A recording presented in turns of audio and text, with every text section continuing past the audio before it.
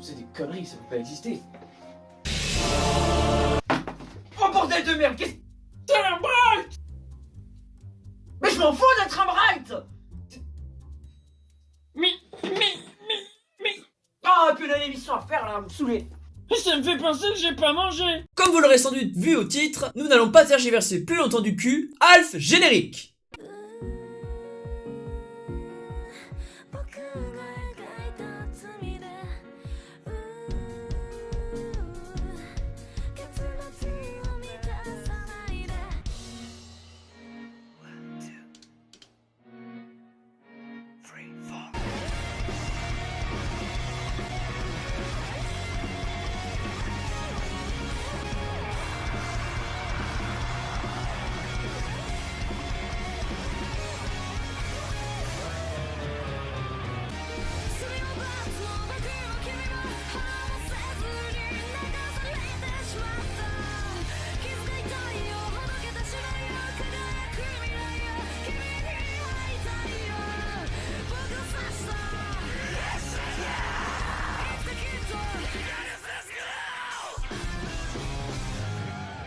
C'est un film américain réalisé par David Ayers, principalement connu pour sa participation au script de Training Day, très bon film au passage.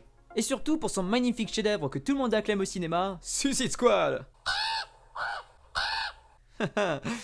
Je sens votre déception d'ici. Il est sorti en 2017 sur Netflix, et sachez qu'une suite est prévue à Bright courant 2019-2020, et on espère que ça va envoyer du pâté. Pour résumer brièvement l'histoire, on va faire simple. Un monde contemporain alternatif où les humains vivent depuis la nuit des temps avec des créatures comme les orques, les elfes, les centaures et j'en passe.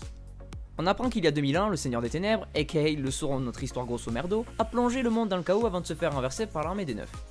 Ensuite donc Daryl Ward, un honnête père de famille, un incroyable chasseur de fées, mais surtout un flic pas loin de la retraite et qui veut couler ses vieux jours au calme avec sa femme et sa fille, surtout après s'être fait tirer dessus pendant son service par un orc.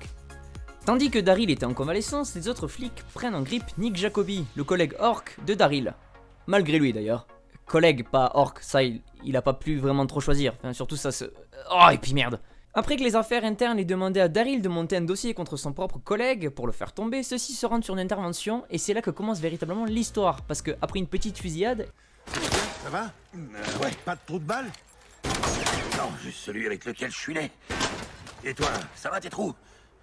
Même une fusillade, tu rends ça gênant, toi. Désolé. Ils vont vite intercepter une bright et une baguette, qui sera l'élément déclencheur et le plot twist du film. Jacoby, c'est quoi ça? Est-ce que c'est...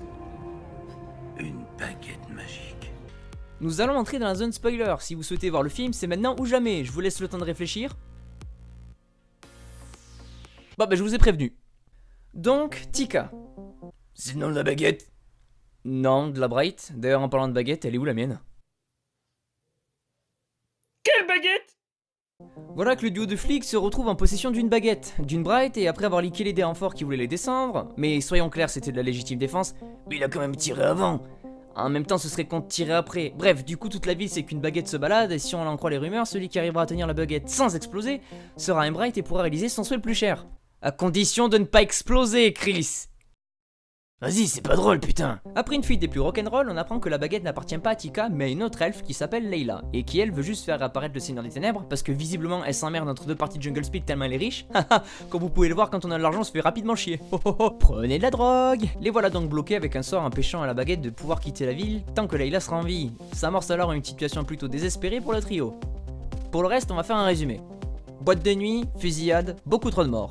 Les gentils s'échappent, boîte de nuit, presque fusillade, les gentils se font attraper par les orques et Nick meurt. Non! Ah non, mais t'inquiète pas, il revient en vie juste après. Comment c'est possible? Ta gueule, c'est magique. Non, en réalité, Tika sauve Nick en le ramenant à la vie. Sauf qu'en faisant ça, elle commence à mourir à petit feu à la place. Du coup, pour la sauver, Daryl et Nick décident de retourner là où tout a commencé, à savoir la maison de la fusillade. Bagarre avec les méchants qui meurent comme des merdes. Sauf que, plot twist, Layla n'est pas morte. Elle défonce tout le monde, elle menace de prendre la baguette, sauf que Daryl lui prend la baguette et explose Layla. Oui, il explose Layla, il explose pas tout court, parce que du coup, c'est un bright, comme vous l'aurez compris. Explosion, le GIGN magique arrive, encore une explosion. Venez, on décide, il s'est rien passé du tout, il a jamais eu de baguette. Ok. Tout ça passe pour une fuite de gaz auprès des journaux et des médias et de tout le monde visiblement. Fin. Je sais, la fin est un peu abrupte, mais bon, vous allez comprendre rapidement pourquoi on en est arrivé à ce type de résumé.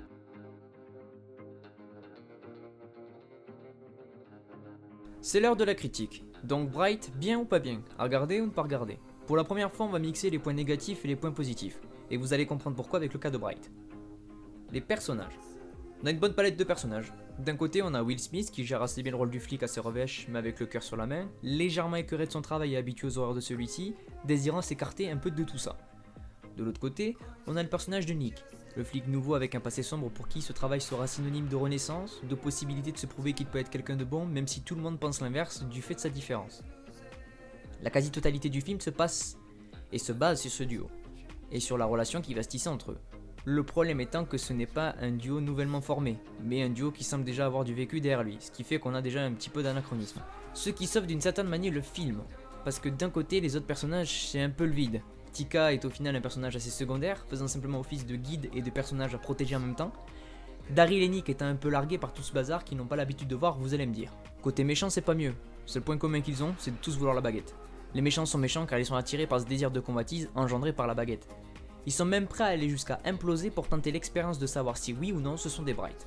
Et parmi les méchants, la pire de tous, c'est bien Layla. Elle veut juste ramener le Seigneur des Ténèbres. Pourquoi?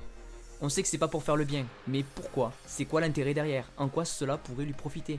Est-elle juste folle pour désirer ça? Si oui, qu'est-ce qui l'a amené à être comme ça? On n'a aucune piste, aucun début d'explication, c'est une infernice. Point. Un peu de développement n'aurait pas fait de mal. Le scénario. Non mais Netflix, sérieusement. Bon, le scénario il est tellement bancal. Pourtant l'idée elle était originale, elle aurait pu être hyper amusante, seulement on a l'impression que vous nous avez vendu le truc en mode Bon, on va aller acheter des glaces du coup. Hey, salut jeune Oh, consommateur. putain, vous êtes qui? T'inquiète, on te veut que du bien. Tu veux regarder un film? Non, j'ai pas vraiment le temps en fait. Y'a fucking Will Smith dedans. D'accord. Merci. Non, sérieusement, what the fuck, le scénario il a des incohérences à foison. Genre comme confier une baguette à un assassin pour tuer Tika alors que c'est un truc hyper précieux. Ça lance des climax qui se font dégommer juste après, comme le fait qu'on annonce une demi-heure avant dans le film qu'un humain peut être aussi un Bright. Des choses ultra prévisibles aussi dans le scénario. On n'attendait vraiment pas Daryl comme Bright, non sérieusement. Vous tentez d'insérer pas mal de lore, et honnêtement, chapeau, parce que la prise de risque elle est là. Mais justement, vous insérez des choses et vous donnez 3 fois rien. Quelles sont les autres races des 9? C'est quoi le bouclier de lumière? Qu'est-ce qu'il fait?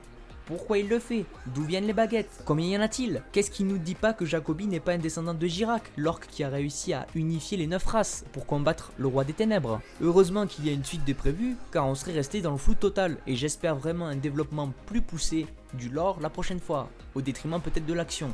Non, parce que là on a clairement l'impression qu'on a affaire à un groupe de jeux de rôle, je vous promets. Alors, c'est un orc, une elfe avec une baguette magique et un humain qui rentre dans un bar.